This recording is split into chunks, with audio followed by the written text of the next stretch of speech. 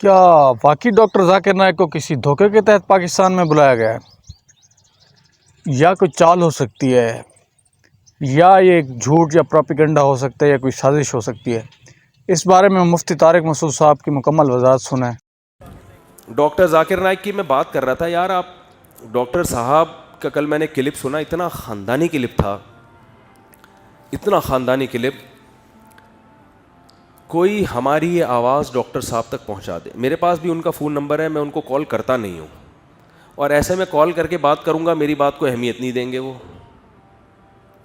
ہم نے یہ بات کی بھی ہے، ان تک پہنچائی بھی ہے کہ ڈاکٹر صاحب کے لیے پاکستان سے اچھا ملک پوری دنیا میں کوئی بھی نہیں. افسوس کے ساتھ یہ کہنا پڑتا ہے کہ ہمارے پاکستانیوں، مجھے جو اطلاعات ملی ہیں، پاکستانیوں نے جا کے ان کے کان بھرے ہیں کہ پاکستان نہیں آنا، یہاں حکومت پکڑ کے امریکہ کے حوالے کر دے گی تو فلانے کے حوالے کر دے گی تو فلانے کے حوالے کر دے گی.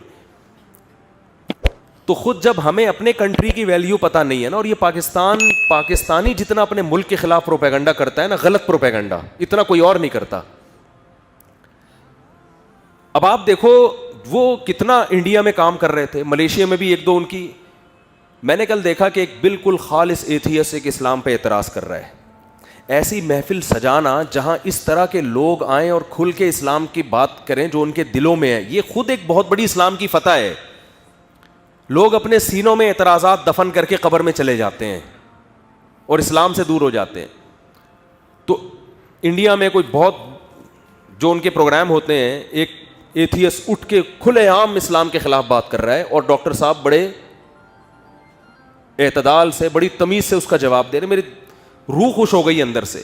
کیا دلائل ہے یار، ماشاءاللہ کیا حافظہ ہے، کیا کتابوں کے ٹھک ٹھک ٹھک ٹھک ٹھک حوالے چل رہے ہوتے ہیں، ہندوؤں کی کتابیں، عیسائیوں کی کتابیں.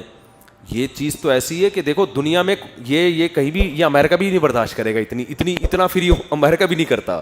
بھائی عیسائیت ختم، ہندو ازم کے جو جو پنڈت ہیں وہ حیران کہ یار یہ کیا ہو رہا ہے. لیکن پاکستان تو بہر الاسلامی کنٹری ہے نا، بہر الاسلامی کنٹری ہے، تو یہاں بھائی کھلی ہے. بھائی جس نے ہندو ہے ہندو بن جائے، جو عیسائی ہے عیسائی رہے، جو ہندو یہاں کنورٹ ہونا چاہتا ہے اس پہ کوئی پابندی نہیں ہے. وہ مسلمان ہو جائے، اپنی مرضی سے ہو رہا ہے نا، کوئی پوائنٹ سے تھوڑی ہو رہا ہے. پوری دنیا یہ بات دیکھتی کہ مسلمان دہشت گرد نہیں ہے، جو اسلام پھیل رہا ہے دلائل سے پھیل رہا ہے، تلوار کی طاقت سے نہیں پھیل رہا. پوری دنیا یہ دیکھ رہی تھی انڈیا میں. انڈیا نے ایسے ہی تھوڑی پابندی لگا دی ہے.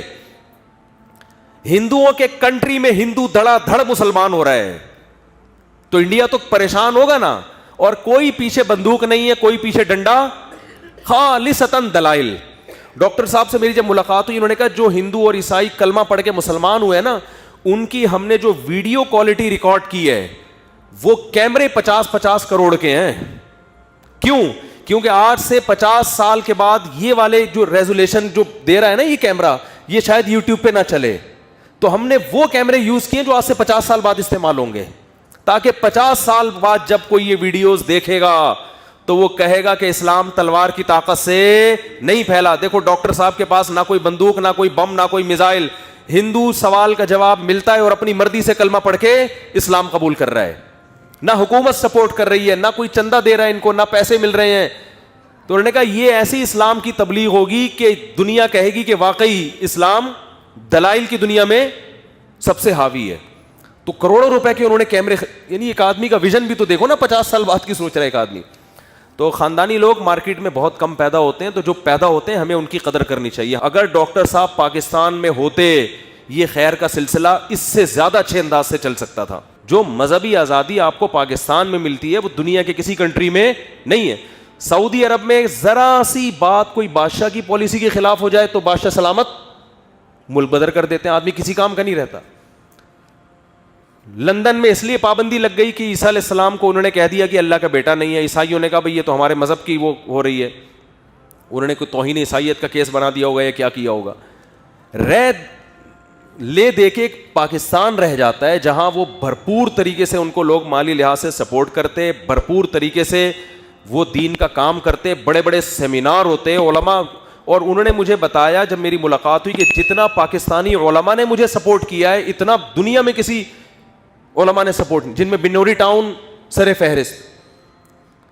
تو اتنا سپورٹ کر رہے ہیں. یہ آدمی پاکستان میں ہونا چاہیے تھا. یہاں کتنے بڑے بڑے سیمینار ہوتے. ٹھیک ہے یہاں سیکیورٹی کے لحاظ سے حالات خطرناک ہیں، یہ ہم مانتے ہیں یہ نیگیٹیوٹی ہے یہاں پہ.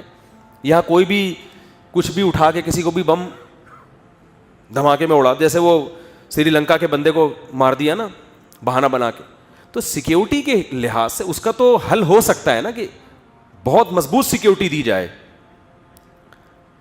بھائی اس کا تو حل ہو سکتا ہے نا کہ سیکیورٹی پہ کوئی کمپرومائز نہ ہو. جب سیکیورٹی بہت مضبوط ہوگی تو یہ رسک انشاءاللہ تقریباً ختم ہو جائے گا. کاش کسی طرح یہ بات ڈاکٹر صاحب کی سمجھ میں آ جائے.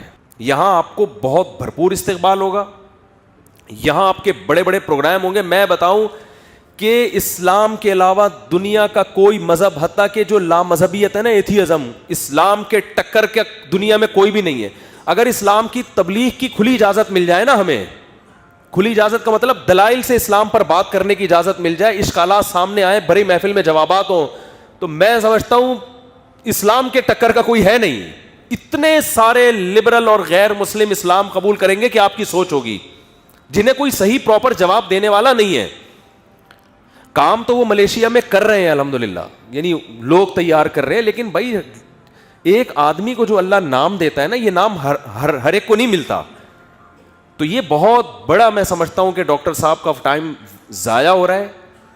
تو ہم اپیل کر سکتے ہیں, ڈاکٹر صاحب سے گزارش کر سکتے ہیں کہ آپ, میں پولیس میں ہوتا تو آپ کو گن پوائنٹ پہ لے آتا, میں پولیس میں ہوں نہیں, گزارش کر سکتا ہوں اور علماء کی طرف سے یہ گزارش پیش کر سکتا ہوں کہ کائنڈلی آپ پاکستان آ جائیں. یہاں گورنمنٹ آپ کو انشاءاللہ نیشنلٹی بھی دے گی, اور یہاں پر جب آپ اتنا بھرپور طریقے سے کام کریں گے, ہمارے ملک کا نام بھی الحمدللہ دنیا میں روشن ہوگا. تو لیکن یہ کہ افسوس یہ ہے کہ ہمارے ہی بعض لوگوں نے جا کے نا ان کو ذہن بنایا کہ نہیں یہاں حالات بہت خراب ہیں, یہاں یہ ہے. تو ایسے ملک جس کے حالات صحیح ہو, کام نہ ہو رہا ہو, تو حالات کا کیا کرنا ہے بھائی. حالات خراب ہیں, ہم بھی تو یہاں کام کر رہے ہیں کہ نہیں کر رہے. کیا آپ کیا سمجھتے ہو سعودی عرب میں یہ ممبر ہوتا میں ایسے بات کر سکتا تھا؟ بولو نا. میں جب دبئی جاتا ہوں نا, ایسے ٹھٹر کے بیانات ہو رہے تھے نا, مجھے لگ رہا ہوتا ہے کہ کہیں پولیس نہ آ جائے.